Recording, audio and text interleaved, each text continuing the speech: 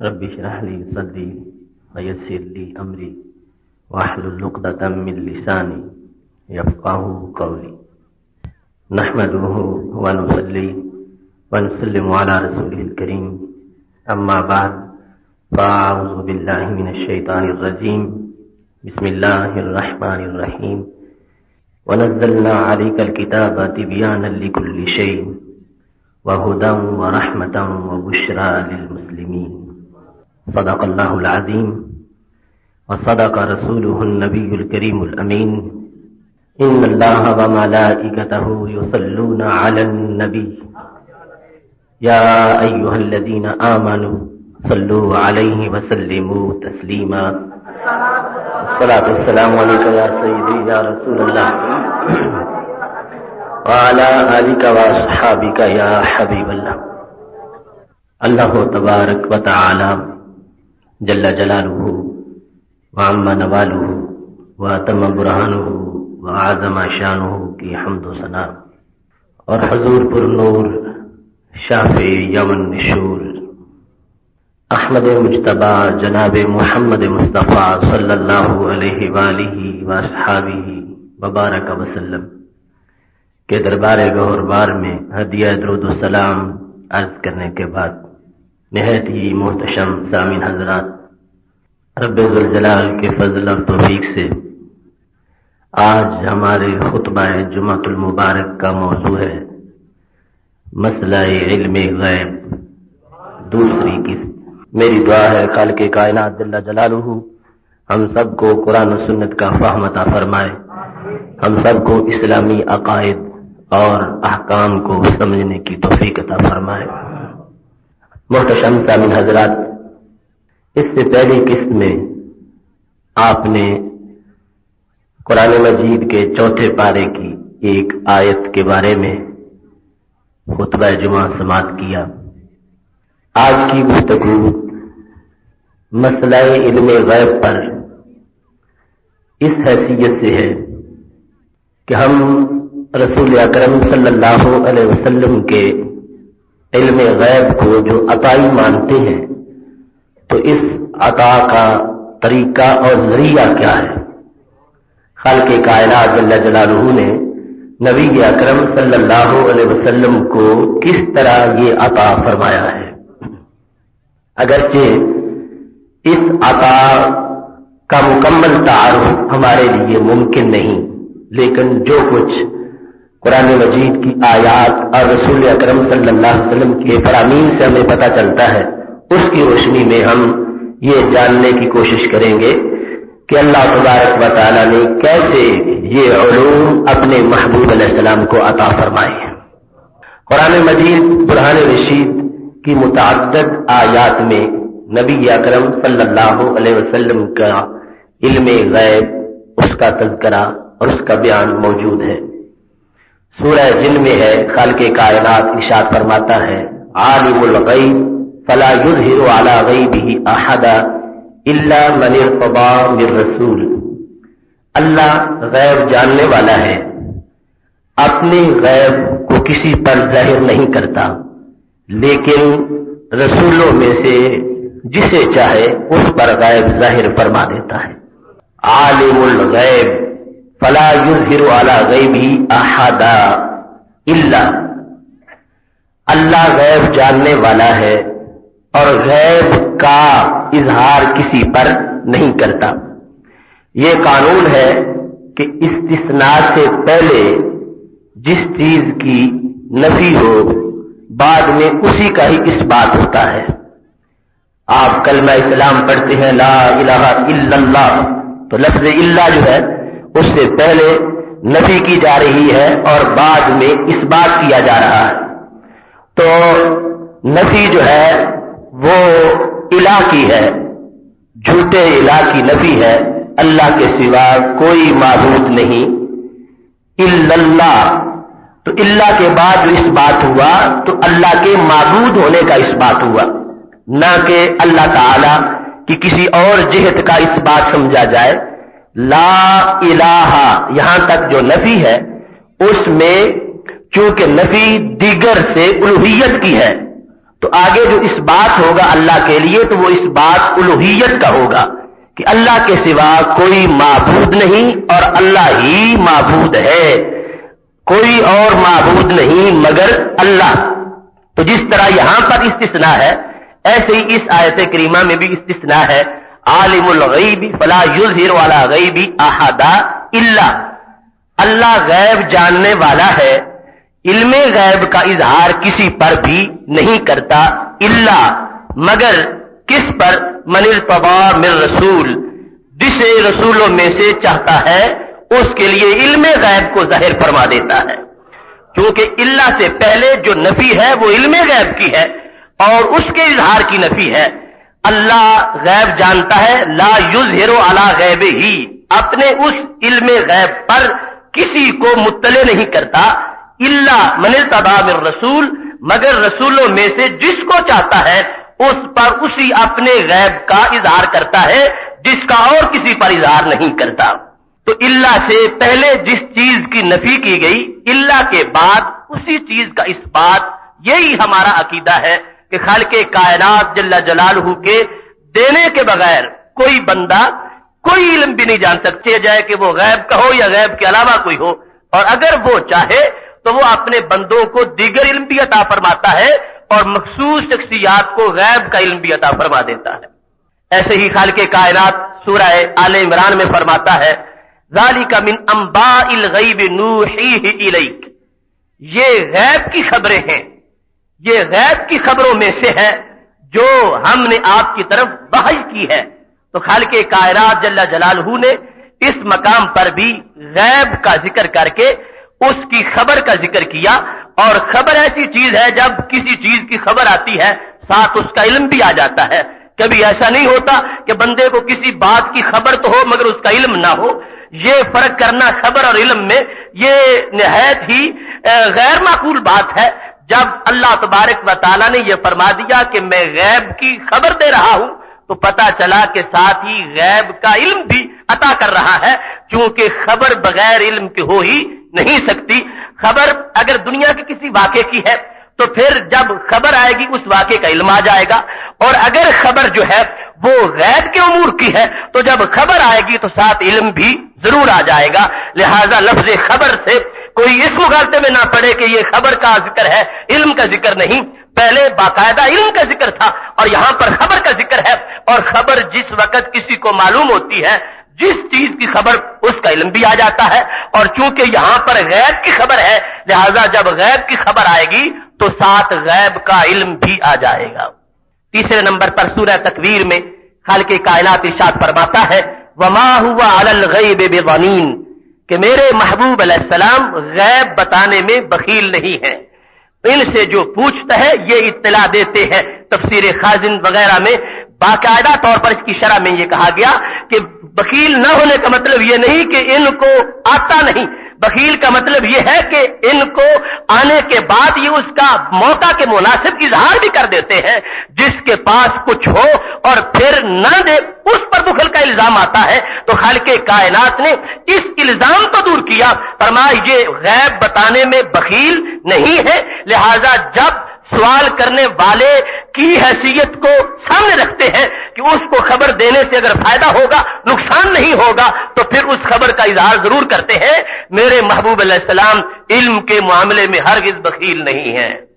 چوتھے نمبر پر خالق کائنات جل جلالہ نے یہ ارشاد فرمایا ہے، سورہ نساء میں ہے، وَعَلَّمَكَ مَا لَمْ تَكُنْ تَعْلَمْ، اللہ نے آپ کو علم دیا ہر اس چیز کا جس کو آپ نہیں جانتے تھے، ما لم تکن تعلم، جو بھی آپ کو معلوم نہیں اللہ اس کا علم آپ کو اللہ نے عطا فرما دیا ہے۔ یہاں پر لفظ ما یہ عموم پر ہے، ما سے مراد قرآن و سنت کا علم ہے، ما سے مراد آسمان کے طبقات کا علم ہے، ما سے مراد زمین کے طبقات کا علم ہے، ما سے مراد عالم دنیا کا علم بھی ہے، ما سے مراد عالم برزخ کا علم بھی ہے، ما سے مراد عالم آخرت کا علم بھی ہے، ما سے مراد سمندر کی ہر ہر قطرے کا علم بھی ہے، ما سے مراد صحرا کے ہر ہر ذرے کا علم بھی ہے۔ وَعَلَّمَكَ مَا لَمْ تَكُنْ تَعْلَمْ، جو بھی آپ نہیں جانتے تھے اللہ نے وہ سب کچھ آپ کو عطا فرما دیا ہے۔ اسی عموم کی وجہ سے امام بدر الدین عینی رحمۃ اللہ علیہ نے بخاری شریف کی شرح عمدۃ القاری کی دوسری جلد میں جب روح کے علم کا مسئلہ چھڑا، یسألونک عن الروح قل الروح من امر ربی، اس مقام پر وہ لکھتے ہیں کہ رسول اکرم صلی اللہ علیہ وسلم کو جیسے اللہ نے دیگر علم عطا فرمائے، ایسے اللہ نے روح کا علم بھی عطا فرمایا۔ کیوں؟ کہتے ہیں جل منصب النبی صلی اللہ علیہ وسلم وہوا حبیب اللہ سید خلقہ ان یکون غیر عالم بالروح، کہنے لگے کہ نبی اکرم صلی اللہ علیہ وسلم اللہ کے محبوب بھی ہو اور ساری مخلوق کے سردار بھی ہو اور پھر روح کا علم نہ ہو، یہ آپ کی شان کے مناسب نہیں ہے۔ وکیفا، یہ کیسے ہو سکتا ہے؟ وقد من اللہ علیہ وقال وعلمک ما لم تکن تعلم، امام بدر الدین عینی کہتے ہیں جب اللہ نے یہ بھی احسان فرمایا ہے کہ جو بھی تمہیں نہیں آتا تھا میں نے وہ بتا دیا ہے، اس جو میں روح بھی موجود ہے، لہذا محبوب علیہ السلام کو اللہ نے روح کا علم بھی عطا فرمایا ہے۔ تو میرا یہ عرض کرنے کا مقصد یہ ہے کہ ماں کا جو عموم ہم بیان کر رہے ہیں یہ صرف ہم نے نہیں اس کو سمجھا، یہ پہلے جو شارحین بخاری ہیں انہوں نے بھی سمجھا ہے اور اس آیت کو پیش کر کے روح کے علم کا اس بات کیا ہے، کیونکہ نبی اکرم صلی اللہ علیہ وسلم اللہ کے حبیب بھی ہیں، انہیں اور لوگوں کی طرح نہ سمجھو، مخلوق کے سید بھی ہیں، انہیں اور نفوس جیسا نہ سمجھو، اور پھر اللہ تعالیٰ نے وَعَلَّمَكَ مَا لَمْ تَكُنْ تَعْلَمْ کی حیثیت بھی عطا فرمائی ہے، لہذا انہیں عام لوگوں جیسا نہ سمجھو۔ عام لوگوں کو روح کا پتہ نہیں ہے کہ اس کی حقیقت کیا ہے، اس کی ماہیت کیا ہے، اور یہ اللہ کے اذن سے جانتے ہیں، کیونکہ وَعَلَّمَكَ مَا لَمْ تَكُنْ تَعْلَمْ، اللہ فرماتا جو بھی تمہیں معلوم نہیں تھا اللہ نے وہ سب کچھ تمہیں عطا فرما دیا ہے۔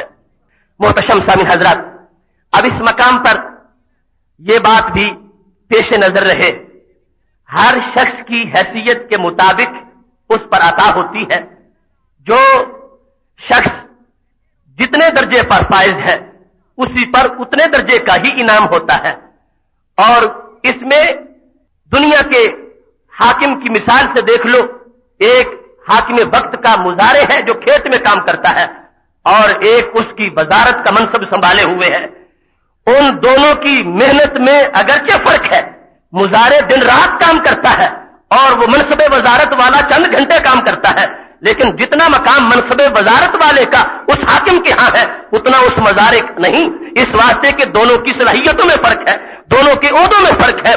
بلا تمثیل جو بات میں کرنے والا ہوں، وزیر کا مقام کسی بادشاہ کے ہاں اتنا بڑا نہیں جتنا سارے رسولوں کے قائد حضرت محمد مصطفیٰ صلی اللہ علیہ وسلم کا مقام اللہ کے دربار میں بلند ہے۔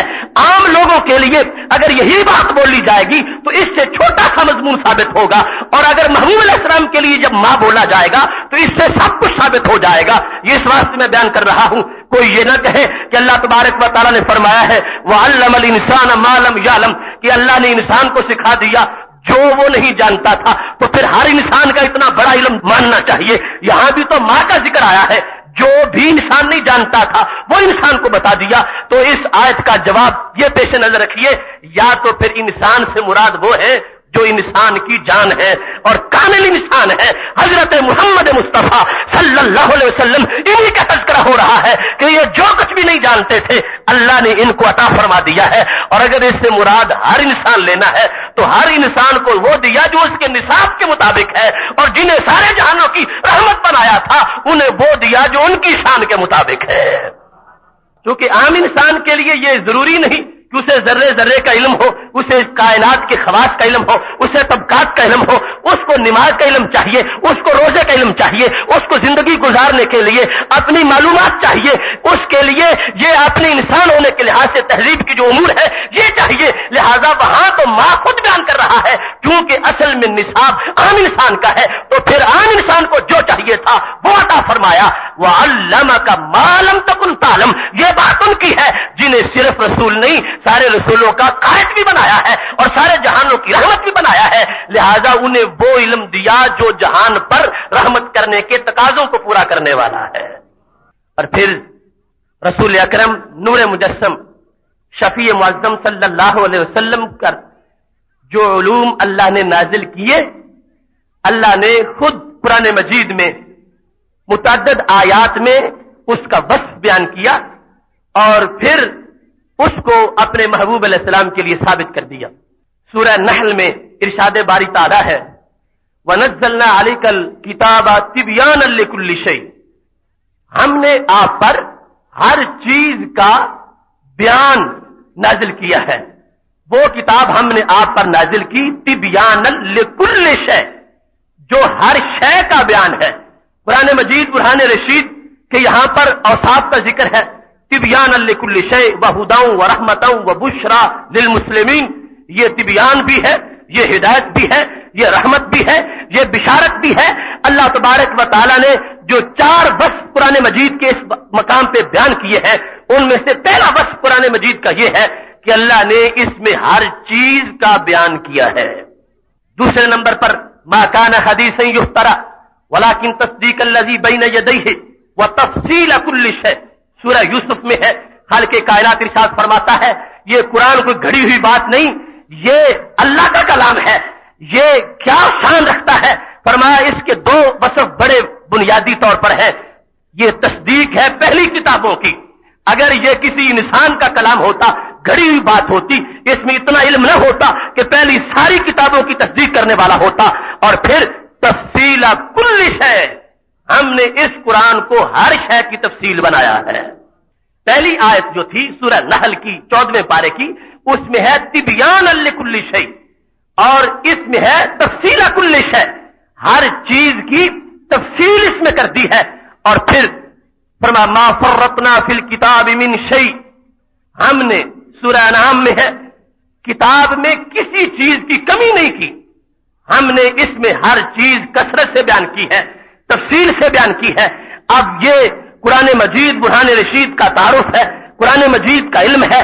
اس میں صرف نماز روزے کا مسائل کا بیان نہیں، صرف احکام عبادت کا بیان نہیں، احکام معاملات کا بیان نہیں.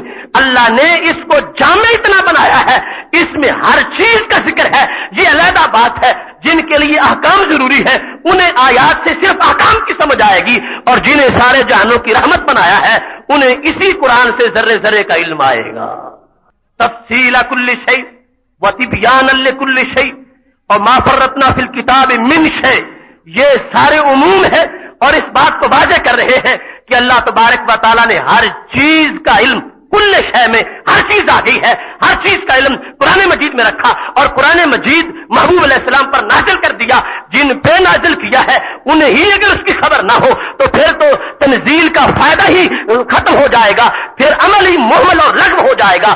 اللہ حکیم ہے، قادر مطلق ہے، اس کا کوئی عمل بھی حکمت سے خالی نہیں ہوتا. لہذا اس نے علوم کو جمع کر کے وہ سارا قرآن اپنے محبوب پہ نازل ہی نہیں کیا بلکہ فرما دیا الرحمن علم القرآن. اس قرآن کی تعلیم خود اللہ نے اپنے محبوب علیہ السلام کو عطا فرما دی ہے. اب کل شے کے اندر لوح محفوظ بھی موجود ہے اور لوح محفوظ میں کیا کچھ ہے؟ قرآن مجید کہتا ہے کل صغیر و کبیر مستتر، ہر چھوٹی اور بڑی چیز کا ذکر لوح محفوظ میں موجود ہے. لا حبۃ فی ظلمات الارض ولا رطب ولا یابس الا فی کتاب مبین. فرمایا زمین کے اندھیروں میں کہیں کوئی اگر دانا بھی پڑا ہے اس کا علم بھی کتاب مبین میں ہے. ہر خشک کا علم ہے، ہر تر کا علم اس کتاب مبین میں موجود ہے. کتاب مبین سے مراد لوح محفوظ اگر لیا جائے تو اس لحاظ سے بھی محبوب علیہ السلام کے علوم کا اس میں بیان ہو جائے گا. کتاب مبین سے قرآن مجید نہ بھی لیا جائے، لوح محفوظ لی جائے اور لوح محفوظ بھی کل شے میں موجود ہے. جب ہر چیز کا علم دیا تو لوح محفوظ کا علم بھی دیا اور لوح محفوظ میں ہر خشک و تر کا ذکر موجود ہے، ہر چھوٹی بڑی چیز کا ذکر موجود ہے. لہذا محبوب علیہ السلام کو اللہ تبارک و تعالی نے ہر چیز کا علم عطا فرما دیا ہے. اس واسطے امام بوصیری رحمت اللہ علیہ نے کہا فإن من جودک الدنیا وضرتها، یا رسول اللہ صلی اللہ علیہ وسلم تمہارے جود سے دنیا بھی ہے آخرت بھی ہے. یہ ساری دنیا اس میں جو کچھ ہے یہ تمہارے فیضان کا ایک چھینٹا ہے اور تمہارے سخاوت کا ایک منظر ہے، اور جو کچھ عقبہ میں جنتیں ملیں گی اور انعامات ملیں گے وہی تمہارے صدقے میں ملیں گے. وَمِنْ عُلُومِكَ عِلْمَ اللَّوْحِ وَالْقَلَمِ، اللہ نے تجھے اتنے بڑے علم عطا کیے ہیں کہ آپ کے علم کے ایک حصے کا علم لوح ہے، ایک حصہ علم قلم ہے. اللہ تبارک و تعالیٰ نے آپ کو لوح محفوظ کا علم بھی عطا فرمایا ہے. جو کچھ خشک و تر ہے، چھوٹی بڑی چیز ہے، اس کا ذکر لوح محفوظ میں ہے. اور لوح محفوظ کے بارے میں فرما دیا وَكُلَّ شَيْءٍ أَحْصَيْنَاهُ فِي إِمَامٍ مُبِينٍ. سورہ یاسین کے اندر ہر چیز کا ذکر اس میں موجود ہے، اور ہر چیز جس وقت علم دیا گیا محبوب علیہ السلام کو، ہر چیز کا ان اشیاء میں سے ایک ہے لوح محفوظ بھی تھی. لہذا لوح محفوظ میں جو کچھ ہے اس کا علم بھی اللہ تبارک و تعالیٰ نے محبوب علیہ السلام کو عطا فرما دیا ہے. اور اس میں کوئی یہ نہ سمجھے کہ لوح محفوظ اگر رسول پاک صلی اللہ علیہ وسلم کے علم میں ہے تو پھر اللہ تعالیٰ کے علم کے ساتھ برابری لازم آ جائے گی. خالق کائنات جل جلالہ کا علم ہرگز لوح محفوظ میں بند نہیں ہے. لوح محفوظ جتنی بھی بڑی ہو بالآخر اس کی کوئی نہ کوئی حد ہے، اور اللہ کے علم کی کوئی حد نہیں ہے. یہ ہم باقاعدہ ایک جمعے کا موضوع رکھیں گے انشاءاللہ کہ اللہ کے علم میں اور مخلوق کے علم میں فرق کتنا ہے. تمام لوگوں کا علم جو ہے وہ میرے محبوب علیہ السلام کے علم کے مقابلے میں یوں ہی ہے جیسے ایک قطرہ سمندر کے مقابلے میں ہو، اور میرے محبوب علیہ السلام کا علم اللہ کے علم کے مقابلے میں یوں ہی ہے جیسے ایک قطرہ سمندر کے مقابلے میں ہو. لہذا ہرگز کسی طرح کی کوئی مساوات نہیں ہے. لوح محفوظ اللہ تعالیٰ کا جمی علم نہیں ہے، بلکہ خالق کائنات جل جلالہ اس کے علاوہ بھی علم رکھتا ہے، اور میرے محبوب علیہ السلام کو اللہ نے لوح محفوظ کا علم بھی عطا فرما دیا ہے. محتشم سامعین حضرات، آپ دیکھیے یہ اللہ کی طرف سے علم کی عطا کا ایک طریقہ ہے کہ قرآن مجید برہان رشید میں علم جمع کر دیا، اور وہ قرآن پھر اپنے محبوب علیہ السلام کو خود پڑھا دیا، اور اس انداز میں پڑھایا ہے سنقرئک فلا تنسى الا ما شاء اللہ. ہم تجھے پڑھائیں گے آپ بھولیں گے نہیں مگر جو اللہ چاہے گا. اس سے بھی ہمارا عقیدہ واضح ہو رہا ہے کہ ہم اگر کسی مقام پر محبوب علیہ السلام نہیں بول رہے حکمت کے پیش نظر ہے یا اللہ کی طرف سے پابندی کی وجہ سے ہے، اور یہ ہمارے عقیدے کا حصہ ہے. خاموشی میں بھی حکمت ہے، اور وہ باقاعدہ موضوع میں ہم بیان کریں گے. اور خالق کائنات جل جلالہ نے علم سارا جمع کر کے علم القرآن فرما دیا، سنقرئک کا فرما دیا، اور اس سے یہ واضح کر دیا کہ ہم نے قرآن مجید میں علوم کو جمع کیا ہے، اور وہ قرآن اپنے محبوب علیہ السلام کو ہم نے سکھا دیا ہے. نہ تو کتاب میں کوئی کمی ہے کہ کچھ ذکر ہوتا کچھ نہ ہوتا. کہنے والے کہتے کیونکہ نصاب ناقص تھا، پورا اس واسطے ان کو آتا نہیں ہے. اللہ نے نصاب کی شان بھی بیان کر دی. نصاب ایسا کامل ہے کہ کسی عام بندے کا ذہن اور اس کی سوچ تو اس کی وسعتوں تک جا ہی نہیں سکتی، اور پھر پڑھانے کی نسبت اپنی ذات کی طرف کی ہے. اب نصاب کامل ہو، پڑھانے والا سمجھا نہ سکے، پھر بھی علم میں کمی رہ سکتی ہے، اور خالق کائنات پڑھانے والا ہو تو پھر کمی کا سوال ہی نہیں ہو سکتا. اور پھر یہ ساری چیزیں ہو اور پڑھنے والا معذاللہ کند ذہن ہو تو پھر بھی کمی آ سکتی ہے. اور جب پڑھنے والے ایسے ہو کہ سارے عقل والوں کو عقلیں وہی تقسیم فرمانے والے ہوں، اور ساری کائنات کی عقلیں ایک پلڑے میں رکھی جائیں، ان کی عقل سب سے بھاری ہو، تو پھر وہ ذات جب پڑھ رہی ہو اتنا جامع نصاب ہو اور اللہ تبارک و تعالیٰ پڑھا رہا ہو تو کسی چیز کا علم بھی باقی نہیں رہ جائے گا. محتشم سامعین حضرات، رسول اکرم نور مجسم شفیع معظم صلی اللہ علیہ وسلم کے علم کا یہ بیان جو ہے، اب ساتھ یہ بات بھی پیش نظر ہے کہ یہ شان جو میں نے بیان کی تفصیل کل شے تبیان لکل شے ما فرطنا فی الکتاب من شے، یہ تینوں آیات جو ہیں ان میں جو بیان کی گئی جامعیت قرآن مجید کی تو یہ کسی ایک سورت کی نہیں، پورے قرآن کی ہے، پورے قرآن مجید کی یہ شان ہے. تو لہذا ثابت یہ ہوگا کہ جب پورا قرآن نازل ہو جائے گا تو علم بھی مکمل ہو جائے گا. پورے قرآن کی یہ شان ہے کہ سارا قرآن اول سے لے کر آخر تک اکٹھا ہر چیز کا بیان ہے، ہر چیز کی تفصیل اس میں ہے، اور ہر چیز کا تذکرہ اس میں کر دیا گیا ہے. لہذا اگر کوئی بندہ ایسا واقعہ پیش کرتا ہے کہ جو نزول قرآن کی مدت کے اندر کا واقعہ ہے اور اسے پیش کر کے یہ بتانا چاہتا ہے لو دیکھو یہ صورتحال تھی، نبی اکرم صلی اللہ علیہ وسلم سے پوچھا گیا، آپ نے جواب نہیں دیا، ہو سکتا ہے جواب دیگر حکمتوں کے پیش نظر بھی نہ دیا ہو، لیکن ہمارا تو دعویٰ یہ ہے کہ پورے قرآن کے نزول کے ساتھ علم مکمل ہوگا. اگر پہلے کوئی ایسا واقعہ ہے تو وہ ہمارا ہمارے عقیدے کے خلاف نہیں ہے، ہمارے دعوے کے خلاف نہیں ہے. پورے قرآن کو علم کا مجمع بنایا گیا ہے اور وہ نزول کے ساتھ مکمل ہوا ہے. اور اس کے بعد ایک بھی ایسا واقعہ نہیں کہ محبوب علیہ السلام سے پوچھا گیا ہو اور آپ نے جواب نہ عطا فرمایا ہو.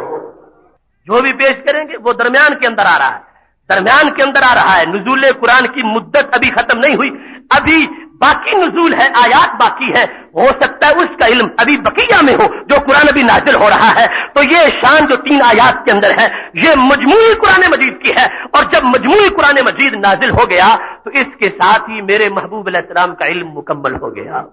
امام اہل سنت حضرت امام محمد رضا خان فاضل بریلوی رحمۃ اللہ علیہ نے خود اس نقطے کو بڑی وضاحت کے ساتھ بیان کیا ہے کہ یہ پورے قرآن مجید کی شان ہے. یہ بعض کیا ہم بیان نہیں کر رہے، اگرچہ بعض کیا ایک آیت بھی ہمارے دماغ کے لحاظ سے تو اتنی بڑی ہے کہ ہم اس کے علم کی بھی گنتی نہیں کر سکتے اس میں کیا کچھ ہے، لیکن بالآخر پورا تو پورا ہے اور پورے قرآن کا علم بعض سے زیادہ ہے. تو اس واسطے یہاں محبوب علیہ السلام کے علم کی تکمیل پورے قرآن مجید کی تنزیل کے ساتھ ہوئی ہے، اور اس کے بعد کا کوئی ایک واقعہ بھی نہیں دکھا سکتا کہ محبوب علیہ السلام سے سوال کیا گیا ہو اور آپ نے اس کا جواب نہ عطا فرمایا ہو. اور ساتھ یہ بات بھی ہے، ہمارے استاد محترم شیخ الکل علامہ عطا محمد بندیالوی رحمۃ اللہ علیہ فرمایا کرتے تھے کہ نزول قرآن مجید کا صرف یہ نہیں بلکہ نزول کے بعد بیان قرآن ہے. تو نزول کے بعد بیان سے علم مکمل ہو رہا تھا. نزول قرآن ہو گیا، نزول قرآن کے بعد جتنا نازل ہوتا ہے بعد میں اس کا بیان بھی ہوتا ہے. جب سب سے آخر میں جو کچھ نازل ہوا اس کا بیان اپنے نزول کے بعد میں ہوا. لہذا محبوب علیہ السلام کے علم کا جو نقطہ عروج ہے جس کو کسی پیمانے سے پیمائش نہیں کی جا سکتی، یہ وہ علم ہے جو بیان قرآن مجید کے ساتھ مکمل ہو گیا. کیونکہ خالق کائنات فرماتا ہے اذا قرأناه فاتبع قرآنا ثم ان علینا بیانا. جب ہم پڑھتے ہیں اے رسول اکرم صلی اللہ علیہ وسلم آپ پیچھے پیچھے پڑھتے آئیں. پھر تراخی کے لیے ہوتا ہے کہ جب ہم نازل کر دیں گے پھر ہم خود بیان کریں گے، ہم سکھائیں گے کہ الف لام میم کے مطالب کیا ہے. الحمدللہ رب العالمین کے اندر پوری کائنات کا علم کیسے آیا ہے. ان علینا بیانا، ہمارے اوپر لازم ہے، ہمارے ذمہ کرم پر ہے. حالانکہ اللہ تعالیٰ پر لازم کچھ ہو ہی نہیں سکتا، لیکن بیان اس انداز میں کر دیا ان علینا، ہم پر ہے بیانا، اس قرآن کا بیان ہم بیان کریں گے. اب اللہ تعالیٰ نے ذمہ لے لیا اور بیان کر دیا. قرآن کا بیان رب فرما رہا ہو اور پھر بھی کوئی تشنگی باقی رہ جائے اور پھر بھی اس کے علوم کا پورا بیان نہ ہو، یہ کیسے ممکن ہو سکتا ہے. اور پھر یہاں اس بات کو بھی واضح کر دیا گیا نزول پہلے ہے بیان بعد میں ہے. لہذا نزول قرآن جب آخری حصے کا ہو رہا تھا اس کے بعد ابھی مزید عطا کا سلسلہ تھا جس کو بیان قرآن سے واضح کر دیا گیا. اور نزول قرآن کے بعد جب پورے قرآن کا بیان مکمل ہو گیا، یہ وہ علم ہے تو جو میرے محبوب علیہ السلام کا ایک طرف ہو اور باقی مخلوقات کا ایک طرف ہو تو یہ سمندر کی شکل میں ہوگا، سب کا علم قطروں کی شکل میں ہوگا. محتشم سامعین حضرات، نبی اکرم نور مجسم شفیع معظم صلی اللہ علیہ وسلم نے خود ایک مرتبہ ارشاد فرمایا. حدیث شریف امام ترمذی نے جامع ترمذی میں روایت کی اور اس کی سند کے بارے میں کہا یہ صحیح ہے، اور یہ حوالہ دیا کہ میں نے امام بخاری سے اس کے بارے میں پوچھا تو انہوں نے اس کی سند کو بالکل صحیح قرار دیا. وہ حدیث شریف ایک تو بیان علم کا دوسرا طریقہ بھی ہے.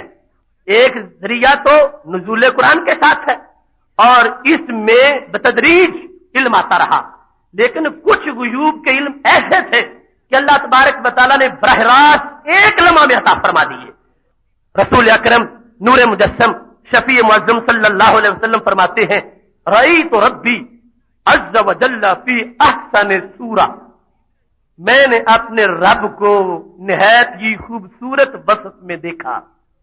صورت سے مراد شکل، وہ حقیقت نہیں ہو سکتی کیونکہ شکل کے لیے خط ہوتے ہیں، جیومیٹری میں آپ جانتے ہیں خطوط ملتے ہیں تو شکل بنتی ہے. جو بھی شکل ہوتی ہے وہ محدود ہوتی ہے اور اللہ محدود نہیں معبود ہے، وہ حد میں آ ہی نہیں سکتا. لہذا سورہ کا مطلب ہے آسان سمجھنے کے لیے بہترین صفت میں دیکھا، بہترین حال میں نے اپنے بہترین شان کے اندر اپنے رب کو دیکھا. قال فیما یختصم الملأ الاعلی، اللہ تعالیٰ نے پوچھا عالم بالا میں کس چیز کا جھگڑا ہو رہا ہے؟ اب یہاں سے بظاہر کچھ لوگ یہاں اپنی گنجائش نکالنے کے لیے یہ بھی کہہ دیتے ہیں کہ یہ بات خواب کی ہے، حالانکہ خواب کا معاملہ علیحدہ روایت میں موجود ہے اور یہ معراج شریف کا جو عظیم منظر تھا اس کا ذکر ہے، لیکن اگر خواب کا بھی مان لیا جائے تو پھر بھی ہماری دلیل میں اس علم غیب کے بیان کے لحاظ سے کوئی کمی واقع نہیں ہوگی، اس واسطے کہ انبیاء کرام علیہ السلام کا خواب بھی وحی ہوتا ہے، اور جو کچھ خواب کے اندر ہو وہ محض فارمیلٹی پوری نہیں ہوتی، اس میں حقیقت ہوتی ہے اور اس کے اندر بھی سب کچھ ہوتا ہے۔ اگر بالفرض خواب میں ہی یہ منظر تھا تو جو کچھ اللہ خواب میں اپنے پیغمبروں سے بات کرتا ہے، فرمایا یہ عام لوگوں کی طرح نہیں ہوتی، عام تو سوئے ہوتے ہیں، دلوں کو یاد ہی نہیں رہتا کہ کیا ہو رہا ہے، اور ان کی شان یہ ہے تنام عینا یا ولا ینام قلبی، آنکھیں سو جائیں دل پھر بھی جاگتا رہتا ہے، اور جو کچھ عطا ہو رہا ہے اس کو پوری طرح سوتے ہوئے بھی محفوظ رکھتے ہیں۔ فرمایا رأیت تو ربی، میں نے اپنے رب کو دیکھا، اور یہاں پر یہ فائدہ بھی اس حدیث شریف سے ظاہر ہوگا۔ حضرت علامہ بندیالوی رحمۃ اللہ علیہ فرمایا کرتے تھے کہ اللہ نے ایک چیز خود دی اور خود اس کا امتحان لیا۔ آج لوگ توحید کی آڑ میں جس کا انکار کرنا چاہتے ہیں، اللہ خود جانتا ہے کہ توحید کے منافی کیا چیز ہے۔ یہاں خالق کائنات نے اپنے محبوب علیہ السلام سے غیب کی خبر خود پوچھی، فیما یختصم الملأ الاعلی، ملأ اعلی میں جھگڑا کس چیز کا ہو رہا ہے؟ ملأ اعلی جو اس وقت ہم سے علیحدہ ہے، پوشیدہ ہے بظاہر، وہ کس چیز کا جھگڑا کر رہے ہیں؟ اگر غیب کا علم کسی کے لیے اللہ کے سوا ماننا شرک ہوتا، ہرگز اللہ خود غیب کا سوال نہ کرتا۔ خالق کائنات جل جلالہ نے خود غیب کا سوال کر کے ابتداء اس بات کو واضح کر دیا کہ آگے جو کچھ میں عطا کروں گا وہ میری توحید کا حصہ ہوگا، توحید کے منافی نہیں ہوگا۔ فیما یختصم الملأ الاعلی، جھگڑا کس بارے میں ہو رہا ہے؟ تو رسول پاک صلی اللہ علیہ وسلم فرمانے لگے انت عالم، میرے اللہ تو زیادہ جانتا ہے، تو زیادہ جانتا ہے کہ جھگڑا کس چیز کے بارے میں فرشتے کر رہے ہیں۔ پوچھا، علم نہیں تھا، اظہار کر دیا اور عالم کا اظہار کیا، نفس علم کا نہیں، تو زیادہ جاننے والا ہے، یہ فرما دیا۔ تو کیا ہوا؟ رسول پاک صلی اللہ علیہ وسلم فرماتے ہیں فوضع یدہ بین کتفیہ فوجدت بردہا بین ثدییہ فعلمت ما فی السماوات والارض، اللہ نے اپنا دست قدرت میرے دونوں کندھوں کے درمیان رکھا، میں نے اس کی ٹھنڈک کو اپنے سینے کے سینٹر میں محسوس کیا، نتیجہ کیا نکلا؟ علم تو میں نے جان لیا، ما فی السماوات والارض، جو کچھ آسمانوں میں تھا وہ بھی جان لیا اور جو کچھ زمینوں میں تھا وہ بھی جان لیا۔ تو یہ اللہ کی عطا کا دوسرا طریقہ ہے۔ کیسے عطا کیا ہے؟ دست قدرت اللہ کا ہے، اللہ کی تو تجلی کہیں پڑ جائے وہاں کے علم کی پیمائش نہیں ہو سکتی اور اسے ترازو میں تولا نہیں جا سکتا، اور جب دست قدرت بھی رکھا ہوا ہو پیٹھ کے اوپر کندھوں کے درمیان اور سینے میں اس دست قدرت کی جو اس کے شان کے لائق ہے ٹھنڈک محسوس ہو رہی ہو، اس کا نتیجہ کیا ہے؟ زبان نبوت کا یہ اعلان ہے علم تو ما فی السماوات والارض، جو کچھ بھی زمین و آسمان میں تھا ہر چیز کو میں نے جان لیا۔ اب خالق کائنات نے دوبارہ امتحان لیا، اتدری فیما یختصم الملأ الاعلی، تیرے محبوب صلی اللہ علیہ وسلم کیا جانتے ہو کہ وہ غیب میں بیٹھے فرشتے کیا جھگڑا کر رہے ہیں؟ پہلے سوال کیا اور پھر جواب یہ تھا تو زیادہ جانتا ہے، اور پھر عطا کی، اب پھر سوال کیا، جس وقت دوبارہ سوال کیا تو میرے محبوب علیہ السلام نے جواب میں کیا کہا؟ لفظ بڑے قابل غور ہیں، قل تو نام، فرمایا میں نے کہا ہاں اے اللہ اب میں جانتا ہوں، میں بتاؤں گا وہ کیا باتیں کر رہے ہیں۔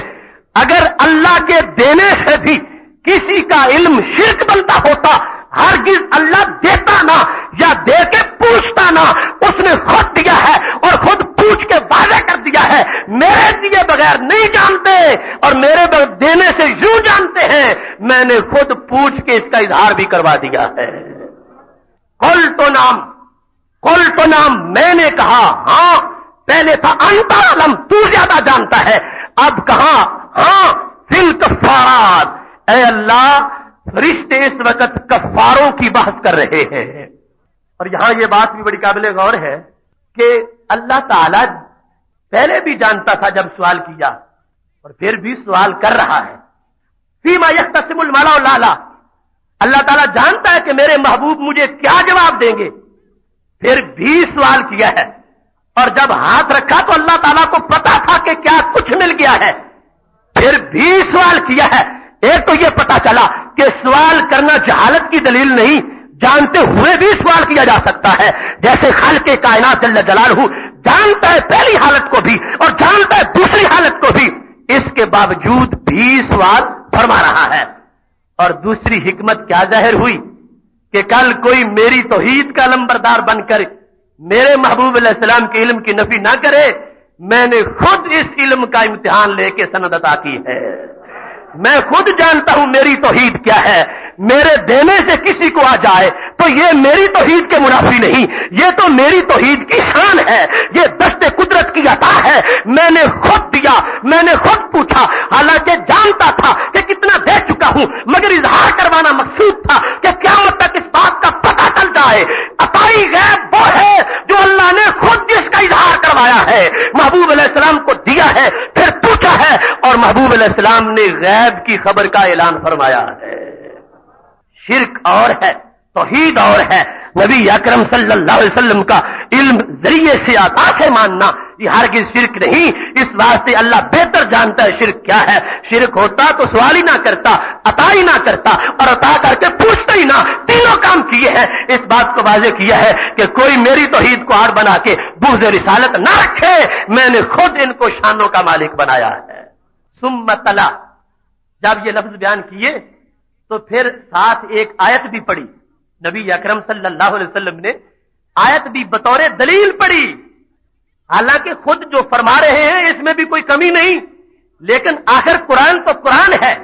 فرمایا لوگوں مجھے جو کچھ ملا اس پہ تعجب نہ کرنا، اللہ کی شان ہے کہ اپنوں کو نوازتا ہے۔ ہم دکھاتے ہیں حضرت ابراہیم علیہ السلام کو زمین و آسمان کے ملکوت تاکہ ان کا یقین مزید بڑھ جائے۔ فرمایا جیسے ان کو ان کے شان کے مطابق اللہ ہر چیز کا مشاہدہ کروا رہا تھا، مجھے میرے مقام کے مطابق ہر چیز کا مشاہدہ کروا دیا ہے۔ نوری ابراہیم، ہم دکھاتے ہیں حضرت ابراہیم علیہ السلام کو ملکوت السماوات والارض، ملکوت السماوات والارض، زمین و آسمان کے ملکوت ہم دکھاتے ہیں تاکہ یہ مزید ان کا یقین بڑھ جائے۔ تو اب اس مقام پر یہ بات بھی واضح ہوئی، کچھ لوگ یہاں پر یہ ہیلا سازی کرتے ہیں کہ نبی اکرم صلی اللہ علیہ وسلم کا غیب ماننا ذرے ذرے کا یہ کوئی فضیلت ہی نہیں، تم اتنا اصرار کیوں کرتے ہو؟ کیا ہیلا ہے؟ کہتے ہیں کہ ان کی شان تو یہ ہے کہ اللہ تعالیٰ کے بارے میں ہر وقت متوجہ رہتے ہیں، قرآن و سنت اور احکام بیان کرتے ہیں، نماز روزے کا مسئلہ بیان کرتے ہیں۔ یہ ذرے ذرے کو جاننا یہ کوئی فضیلت ہے کہ تم کہتے ہو کہ ان کو ذرے ذرے کا علم ہے؟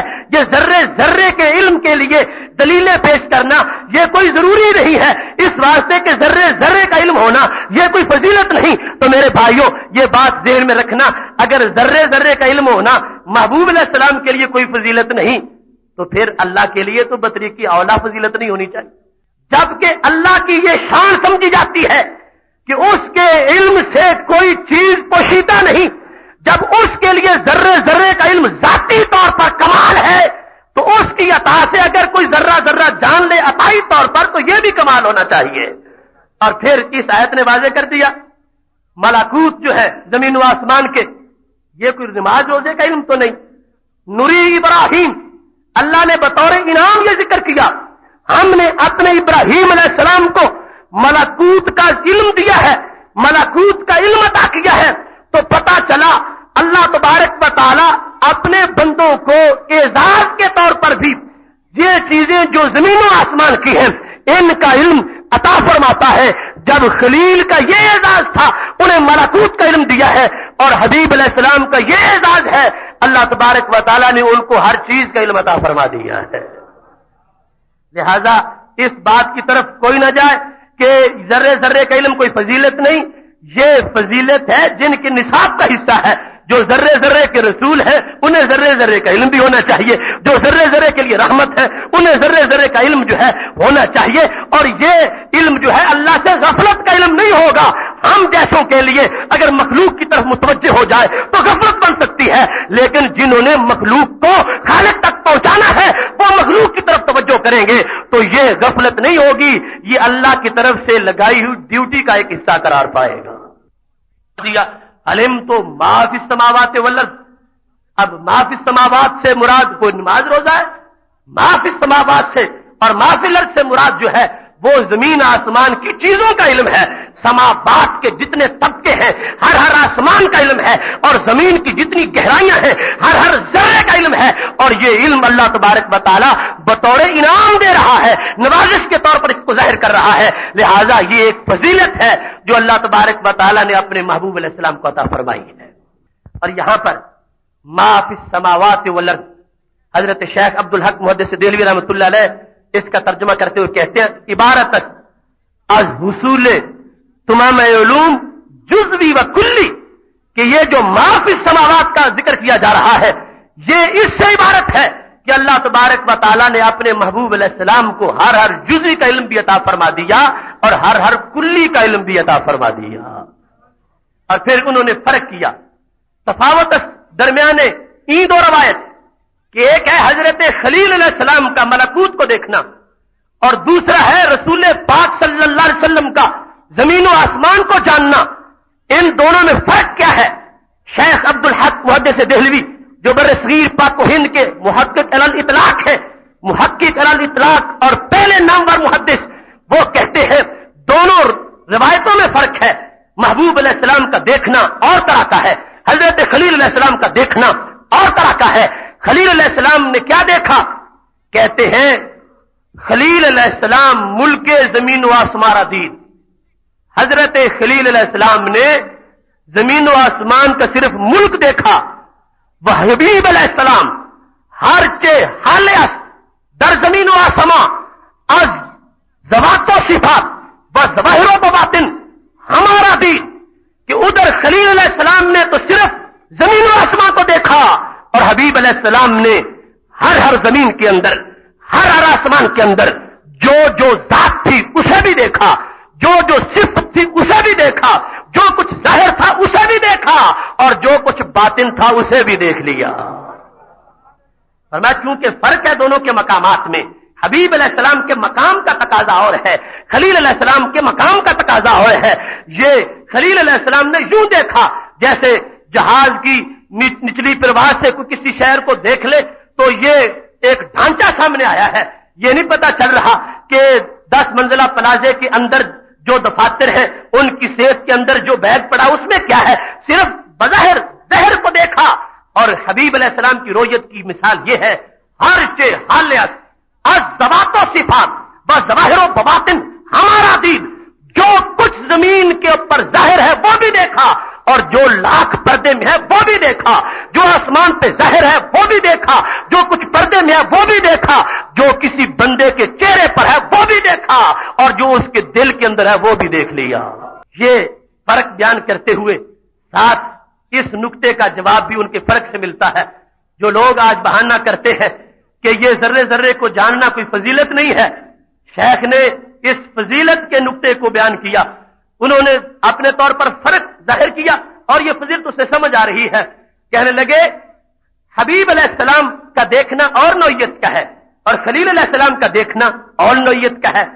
ایک ہوتا ہے طالب اور ایک ہوتا ہے مطلوب، ایک ہوتا ہے سالک اور ایک ہوتا ہے مجذوب، ایک ہوتا ہے مرید اور ایک ہوتا ہے محبوب. تو کہنے لگے حضرت ابراہیم علیہ السلام کو اس لیے دکھایا جا رہا تھا وَلَيَكُونَ مِنَ الْمُوقِنِينَ، ہر ذرے کو دیکھے کہ وہاں سے خدا کی طرف پہنچے، وہاں سے دلیل ملے اور ذرے ذرے کو دیکھ کر اللہ کی قدرتوں کو جان کر مزید یقین پر پہنچے. ان کو دکھایا جا رہا تھا کہ وہ پہنچنا چاہتے ہیں اور محبوب علیہ السلام کو دکھایا جا رہا تھا کہ یہ اللہ کی محبوب بن چکے ہیں اور محبوب کو بطور انعام دکھانا چاہیے. اس مقام پر پہنچنے کا یہ اعزاز ہے, یہ ضیافت ہے, لہذا انہیں بطور محبوب دکھایا جا رہا تھا اور حضرت ابراہیم علیہ السلام کو بطور محب دکھایا جا رہا تھا. جتنا فرق محب اور محبوب میں ہے اتنا ان دیکھنے والی حیثیتوں میں فرق ہے. حضرت خلیل علیہ السلام نے دیکھا تاکہ اللہ کی بارگاہ میں قرب کے آخری مقام تک پہنچے, ان کو اس لیے دکھایا جا رہا ہے, اور محبوب علیہ السلام کو اس لیے ہر چیز کا علم دیا گیا ہے چونکہ یہ محبوب ہے, لہذا اب ان کا مقام یہ ہے کہ اپنا سب کچھ ان کو دکھانا چاہیے. لہذا خالق کائنات نے ہر چیز کا علم محبوب علیہ السلام کو عطا فرما دیا ہے. اب یہ شیخ محقق تو حضرت فاضل بریلوی رحمۃ اللہ علیہ سے بہت زمانہ پہلے کے ہیں. یہ بریلی کا گھڑا ہوا دین نہیں ہے, یہ پوری امت سے قرآن و سنت سے تواتر کے ساتھ ثابت ہے کہ محبوب علیہ السلام کی شان یہ ہے. اور پھر یہاں سے یہ پتا چلا کہ ان چیزوں کو دیکھنا یہ کوئی دنیا داری نہیں ہے, ان چیزوں کو ہم جیسے دیکھیں تو دنیا داری بن جائے, لیکن محبوب علیہ السلام انہیں دیکھ رہے ہیں, اللہ دکھا رہا ہے اس واسطے کہ یہ بھی ان کی حیثیت کے دین کا حصہ ہے, اور انہیں اتنی وسعت دے دی گئی ہے, اتنا علم دے دیا گیا ہے کہ وہ ہر ذرے سے معرفت رکھتے ہوئے اسی سے اللہ کی توحید کا بیان کرے. جتنے واضح موحد بڑا ہوگا اتنے دلائل توحید زیادہ ہوں گے. محبوب علیہ السلام وہ موحد ہیں جو ان گنت دلائل سے اللہ کی توحید کو بیان کرتے ہیں, اور ان گنت دلائل کیسے ہیں, ان کو اللہ نے یہ علم دیا ہر ذرے سے توحید ثابت کر سکتے ہیں, اور ہر ذرے سے توحید تب ثابت ہوگی جب ہر ذرے کا علم بھی عطا فرمایا جائے گا. لہذا بغض اور ہے, اور اس پر یہ لیبل لگانا چاہتے ہیں کہ یہ کوئی فضیلت نہیں ہے. یہ بخاری کا ایک شارح ہے, اس نے یہ منکرین میں سے اس بات کی طرف وہ کافی لکھتا رہا کہ یہ کوئی فضیلت ہی نہیں ہے جس کو یہ اہل سنت ثابت کرنے کی کوشش کرتے ہیں. تو حضرت شیخ عبدالحق نے کیسی فضیلت بیان کی کہ یہ تو اتنی بڑی فضیلت ہے کہ حضرت ابراہیم علیہ السلام کے نصاب میں بھی ایسی نہیں آئی جو اللہ نے اپنے حبیب علیہ السلام کو عطا فرمائی ہے. اور پھر یہاں پر یہ حدیث شریف جب دوسری جگہ بیان کی گئی تو وہاں پر لفظ یہ ہے فَوَجَدْتُ بَرْدَ أَنَامِلِهِ فِي ثَدْيَيَّ. جب اللہ تبارک و تعالیٰ نے ہاتھ رکھا تو میں نے اللہ کے شان کے لائق جو ہاتھ ہے اس ہاتھ کی انگلیوں کے جو پورے ہیں اور انگلیاں ہیں, اللہ تعالیٰ کی شان کے لائق جو دست قدرت ہے اس کی انگلیوں کی ٹھنڈک میں نے سینے میں محسوس کی. پہلی ادما تھا کہ یہ کہ فوجد کو بردہا ہاتھ کی ٹھنڈک, اس میں ہاتھ کی انگلیوں کی ٹھنڈک, صرف بیان انداز میں فرق ہے, انداز میں فرق ہے, ورنہ ہاتھ بھی وہی ہے, ہاتھ کی انگلیاں بھی وہی ہیں. اور اس میں اب نتیجہ کیا نکلا, فرمایا فتجلی لی کل شیء. اللہ تعالیٰ نے جب ہاتھ رکھا تو ہر چیز کائنات کی میرے سامنے روشن ہو گئی. وہاں تھا فعلمت ما فی السماوات والارض, اور یہ ہے فتجلی لی کل شیء. ترمذی نے دونوں کی سند کے مطابق امام بخاری کے قول کے مطابق صحیح ہونے کا قول کیا. علمت ما فی السماوات والارض, یہ بھی عطا کا ایک طریقہ ہے. تجلی لی کل شیء, اللہ کا دست قدرت جو ہے اس کی وجہ سے کیا ہوا, ہر چیز میرے لیے روشن ہوگی. جہاں جہاں کسی چیز کا مقام تھا وہ مجھ سے اپنے آپ کو چھپا نہ سکی. اللہ کے ہاتھ کا کمال ہے کہ ہر چیز میری آنکھوں کے سامنے روشن ہو گئی. حدیث شریف نے نبی اکرم صلی اللہ علیہ وسلم کے علم کے عطائی ہونے کے بارے میں واضح طور پر اس بات کو ثابت کیا کہ یہ محبوب علیہ السلام کا اپنا دعویٰ نہیں, اللہ کے ہاتھ کا کمال ہے, اور اللہ اگر یہ نہ دے سکے تو وہ اللہ ہو کیسے سکتا ہے. اس کی شان یہ ہے وہ دینے میں کسی کا مجبور نہیں ہے کہ کوئی اجازت دے اور پھر وہ عطا کرے. یہ لوگ اللہ کی رحمت کے ہرگز منشی نہیں ہیں, وہ قادر مطلق ہے, وہ مختار ہے. اپنے محبوب علیہ السلام کو جو دینا چاہا وہی عطا کر دیا, اور اس انداز میں عطا کیا ہے. کوئی اب پیمانہ قریب باقی نہ رہا کہ جس سے یہ بیان کیا جائے اتنی چیزوں کا دیا, ایک ڈویژن کا دیا, ایک ملک کا دیا, درختوں کا دیا, یا صرف پہاڑوں کا دیا. فرمایا تجلی لی کل شیء, جو بھی چیز تھی, جو بھی جس کو وجود ملنا تھا یا مل چکا تھا, ہر چیز کا علم اللہ نے مجھے عطا فرما دیا. کیونکہ شے موجود کو بھی کہتے ہیں, اور شے کی تعریف دوسری یہ ہے ما یعلم و یخبر عنہ, جس کا علم آ سکے اور جس کی خبر دی جا سکے, اگرچہ اب موجود نہ ہو, قیامت تک موجود ہونے والی ہو, اسے بھی شے کہا جا سکتا ہے. فتجلی لی کل شیء, جو کچھ بھی مارز وجود میں آ کے فنا ہو چکا تھا یا موجود تھا یا قیامت تک موجود ہونے والا تھا، ہر چیز کو اللہ نے میرے لیے روشن فرما دیا۔ اب کل شے جب آ گیا تو شے میں زمین بھی ہے، آسمان بھی ہے، اور اسی شے میں لوح محفوظ بھی ہے۔ من علوم کا علم اللوح والقلم، امام بوصیری اپنی طرف سے نہیں بول رہے، اسی کا ترجمہ کر رہے ہیں۔ تجلی کل شے، جب ہر چیز روشن ہو گئی تو ہر چیز کے اندر لوح محفوظ بھی روشن ہو گئی، اور لوح محفوظ کے بارے میں تو سب کا عقیدہ ہے، اس میں سب کچھ لکھا ہوا ہے۔ جب اس میں سب کچھ لکھا ہوا ہے تو وہ میرے محبوب علیہ السلام کا سب کچھ پڑا ہوا بھی ہے۔ تجلی کل شے، ہر چیز روشن ہوئی۔ اور کچھ لوگوں کا یہ خیال ہے کہ تجلی آئی پھر چمک ختم ہو گئی، اور ایک مرتبہ آ گیا پھر ختم ہو گیا۔ اگرچہ اس کا تفصیلی بیان انشاءاللہ پھر ہوگا، لیکن جو بات وہ کریں پکڑے جائیں گے۔ اگر ایک مرتبہ ہر چیز کو غیب پورے کو جاننا یہ شرک نہیں تو پھر بار بار جاننا بھی شرک نہیں ہوگا۔ اگر شرک ہے تو پھر تھوڑا سا بھی شرک ہے، اگر شرک نہیں تو پھر سارا بھی شرک نہیں۔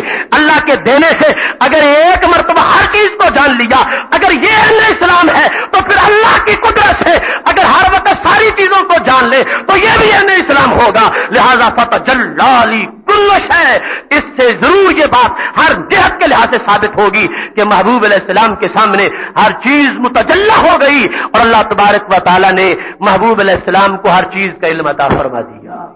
یہاں یہ بات بھی قابل غور ہے، فتجلی کل شے، لوح محفوظ سامنے ہو اور محبوب علیہ السلام پڑھ رہے ہوں۔ چلو ان کا قول ہم ایک لمحہ کے لیے سامنے رکھتے ہیں کہ ایک مرتبہ تجلی پڑی اور پھر اندھیرا چھا گیا، اور ایک مرتبہ کل شے آ گئی، اس میں لوح محفوظ بھی ہے۔ تو میں یہ عرض کرنا چاہتا ہوں، یہ تو کوئی کند ذہن ہو سکتا ہے جو ایک مرتبہ مطالعہ کرے اور پھر بھول جائے، اور جنہیں اللہ نے کائنات کی سب سے کامل ذہانت عطا فرمائی ہے، ایک نظر بھی نگاہ اگر لوح محفوظ پہ پھیر لی ہے تو کبھی بھی جو کچھ لکھا ہوا تھا بھول نہیں سکتے، اس میں سب کچھ پر نظر پڑ گئی ہے، اور میرے محبوب علیہ الصلوۃ والسلام ہر چیز کو اللہ کی عطا سے بیان کرنے والے ہیں۔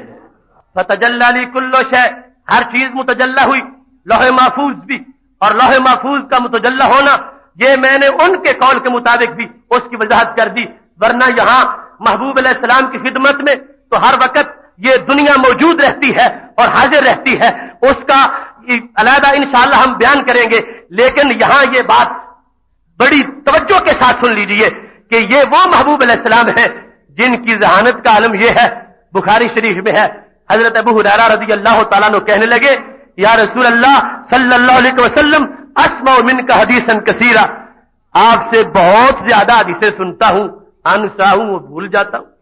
ایک یہ ہے کہ نارمل ذہانت ہو اور اس پر اضافہ ہو، نہیں یہاں پر ذکر ہو رہا ہے تو میں تو نسیان کا مریض ہوں، میری نارمل ذہانت بھی نہیں، سنتا ہوں بھول جاتا ہوں، عام صحابہ جیسا بھی میں نہیں کر سکتا، سنتا ہوں بھول جاتا ہوں۔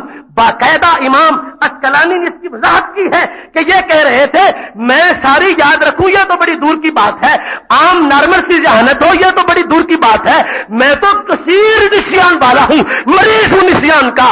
تو میرے محبوب علیہ السلام نے کہا ابسط ردا کا، اپنی چادر بچھا لو، پھر خالی ہاتھ چادر پہ ڈالا ہے، ضمہ الیک، اب اس کو سینے سے لگا لو۔ ابو ہریرہ کہتے ہیں لنن ساباد ہو، پھر پوری زندگی کبھی بھولا ہی نہیں ہو۔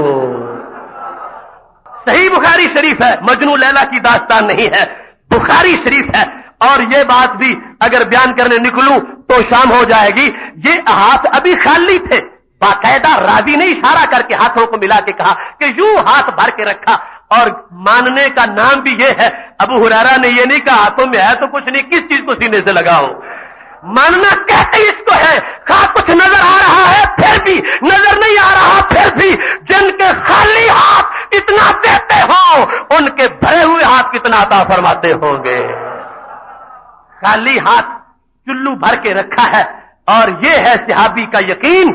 یہ نہیں آگے سے اعتراض کیا پیغمبر یہ کوئی معاذ اللہ آج کا کوئی بدھو ہوتا تو یہ جو ایک طبقہ ہے کہتے کہ ہم سے مذاق ہو رہا ہے، خالی ہاتھ کیا رہا ہے سینے سے لگاؤ، کیا لگائیں، نہیں، یہ صحابی تھے، یقین تھا کہ یہ کوئی معاذ اللہ کسی قسم کی کاروائی نہیں، یہ حقیقت ہے، لہذا اگرچہ خالی ہاتھ تھے اسے حقیقت سمجھا، کہتے ہیں میں نے سینے سے لگایا، اب پہلے نسیان کا مریض تھا، اب صرف حافظہ ہی نہیں ملا، وہ حافظہ ملا ہے کہ سارے صحابہ سے بڑھ کر پہلے نمبر پر 5000 سے زائد کس نے حدیثیں روایت کی ہیں، انہیں امام ابو ہریرہ کہا جاتا ہے۔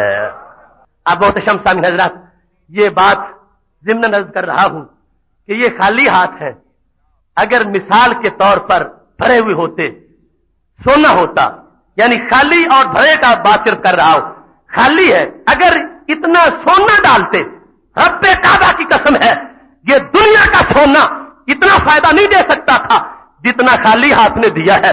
وہ سارے سونے کے کشتے بنا کے حضرت ابو ہریرہ کھا جاتے، پھر بھی حافظہ نہ ملتا جو خالی ہاتھوں نے عطا فرمایا ہے۔ تو جن کو اللہ نے یہ مقام دیا وہ نوع محفوظ پہ ایک لمحہ اگر دیکھ لے تو پھر بھی سب کچھ ہمیشہ بیان کر سکتے ہیں، اور ان کی شان یہ ہے کہ لو کے بھی نبی ہیں، اس کے بھی رسول ہیں، وہ کہاں جائے گی چھپ کے، ان کے سامنے موجود ہے، جب چاہتے ہیں نظر کرتے ہیں، جب چاہتے ہیں بغیر نظر کے بیان کر دیتے ہیں۔ اللہ تبارک و تعالیٰ نے ہر چیز کا علم عطا فرمایا ہے۔ اس واسطے حضرت عمر رضی اللہ تعالیٰ عنہ نے واضح کہہ دیا، بخاری شریف میں ہے، کان رسول اللہ صلی اللہ علیہ وسلم فینا مقامن، ایک جگہ نبی اکرم صلی اللہ علیہ وسلم کھڑے ہو گئے، موضوع علم غیب کا تھا، مضمون کہاں سے شروع کیا، اخبرنا عن بدء الخلق، مخلوق کی آفرینش کے آغاز سے موضوع شروع کر لیا۔ نبی اکرم صلی اللہ علیہ وسلم تو پہلی مخلوق ہے، آپ کے بعد جو کچھ پیدا ہوا دوسرے نمبر پر، اس سے لے کر کہاں تک بیان کیا، داخل اہل الجنت منازلہم واہل النار منازلہم، یہاں تک کہ قیامت اور پھر حساب، اور اس کے بعد جنتی جنت میں چلے گئے، جہنمی جہنم میں چلے گئے۔ یہ سارا مضمون نبی اکرم صلی اللہ علیہ وسلم نے بیان کیا، اور حضرت عمر رضی اللہ تعالیٰ عنہ کا یہ عقیدہ نہیں ہے کہ یہ کوئی فضیلت نہیں ان چیزوں کو جاننا، بلکہ فضیلت سمجھ کر بیان کر رہے ہیں کہ اگرچہ یہ پہلے سے لے کر آخرت کی خبریں، یہ نماز روزے کی خبر نہیں ہے، یہ نکاح طلاق کی خبر نہیں ہے، یہ اس سے علاوہ حالات ہیں، واقعات ہیں، بقائے ہیں، اجسام کی خبریں ہیں، چیزوں کی خبریں ہیں، ذرے ذرے کا بیان ہے، بندے بندے کا ذکر ہے، ان کا کفر، ان کا ایمان، ان کی دنیا، ان کی برزخ، ان کی جنت، ان کے دوزخ، ہر چیز کا بیان ہے۔ حضرت عمر رضی اللہ تعالیٰ عنہ کہتے ہیں ہمارے محبوب علیہ السلام کا اتنا علم تھا، سب کچھ بیان کر دیا۔ حافظ ذالک من حافظہ ونسی من نسیہ، فرمایا جس نے جتنا یاد رکھا یاد رکھا، جو بھول گیا بھول گیا۔ ہمارے محبوب علیہ السلام نے سب کچھ بیان فرمایا تھا۔ یہ حضرت عمر رضی اللہ تعالی عنہ کا قول، ان کا عقیدہ بخاری شریف میں ہے، اور اس سے یہ ساری جہاد واضح ہو رہی ہے کہ ان چیزوں کا علم فضیلت بھی ہے اور نبی اکرم صلی اللہ علیہ وسلم کو حاصل بھی ہے۔ اور یہ بھی کوئی نہ سمجھے کہ ایک محفل میں سارا بیان کس طرح ہو سکتا ہے، وقت اور وقت کی وسعت اور اس کو روکنا اور اس کو پھیلانا اور تھوڑے میں سب کچھ عطا کرنا، یہ سارے انہی کے کمالات ہیں۔ لہذا مخلوق کے آغاز سے لے کر قیامت کے آنے تک اور اس کے بعد کے فیصلوں تک سب کچھ بیان کیا ہے۔ حافظ ذالک من حافظہ، حضرت عمر رضی اللہ تعالیٰ عنہ کہتے ہیں جس نے یاد رکھا اس نے یاد رکھا، جو بھولا وہ بھولا۔ محبوب علیہ السلام نے کوئی کمی نہیں کی اور ہر چیز کی خبر ہمیں عطا فرمائی ہے۔ یہ ہو بہو اہل سنت کے عقیدے کی ہر جہت صحابہ سے ثابت ہو رہی ہے۔ اگر یہ شرکی عقیدہ ہوتا، حضرت عمر رضی اللہ تعالیٰ عنہ سے بڑا شرک پر کلہاڑی جلانے والا کون ہے، فوراً دوسروں کو بھی روکتے، خود بیان کر رہے ہیں تو پتا چلا اللہ تعالیٰ کی عطا سے یہ ماننا شرک نہیں، حالانکہ یہاں عطا کا بجائے ذکر بھی نہیں، پھر بھی وہ بیان کر رہے ہیں، اور اسی عقیدے کی بنیاد پر جو دیگر مقامات پر موجود ہے۔ اور اس میں ہم جو کہتے ہیں کہ ان کو ما کانا کا علم بھی تھا اور ما یکون کا علم بھی تھا، وہ دونوں باتیں موجود ہیں۔ اخبرنا عن بدء الخلق، مخلوق جب سے پیدا ہونا شروع ہوئی اس وقت سے لے کر آج تک، جب حضرت عمر رضی اللہ تعالیٰ عنہ بیان کر رہے تھے اور محبوب علیہ السلام نے بیان کیا، یہ سارے کا سارا ماکانہ تھا۔ اور حتی داخل اہل الجنت منازلہم واہل النار منازلہم، یہ سارا ما یکون تھا جو مستقبل میں ہونے والا ہے۔ تو حضرت عمر رضی اللہ تعالیٰ عنہ نے واضح طور پر کہہ دیا کہ نبی اکرم صلی اللہ علیہ وسلم نے ہمیں ما کان کا علم بھی عطا فرمایا اور ما یکون کا علم بھی عطا فرمایا. آگے جس کی جتنی کیپیسٹی تھی، صلاحیت تھی، جو جو یاد رکھ سکا وہ آگے روایت کرتا رہا، بیان کرتا رہا، اور سارے کا سارا محبوب علیہ السلام کو ہی آتا ہے، اور محبوب علیہ السلام اللہ کی عطا سے اس کا بیان فرماتے رہے.